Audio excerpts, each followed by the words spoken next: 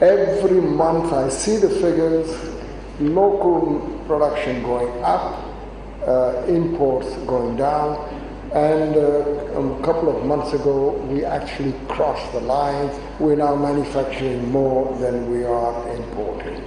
So this is going on. I'll come back to it a little later. So here is a shining example, having the right policy, get these KPIs out of the way, and bring in the industrialist. So that was one very important thing that was it. The next thing was domestic commerce, important because it's import substitution versus export-driven growth strategy. We will not progress as a nation if we do not get into the world of exports. I know import substitution is important because import substitution is the first step. You manufacture, get up to critical mass, and then you export. So by talking a lot about exports,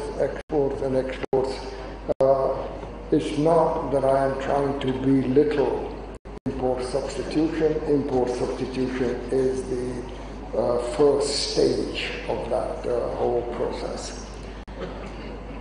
So now we have another issue of industrial policy between import substitution and export-led growth. So now when we say export-led growth, who are the winners? Who should we pick? We've learned from looking at the strategy by Korea, Malaysia, Japan, etc., that they did this by picking. You cherry pick. There's no such thing as you don't do it. Yes, a country like America can do it. They will not cherry pick anything. So we've been doing historically textiles. Pakistan में बरामदात को बढ़ाने के लिए इकदाम कर रहे हैं और इंडस्ट्रियल पॉलिसी लेकर आ रहे हैं। तमाम तरक्की याफ्ता ममालिक से सीख रहे हैं।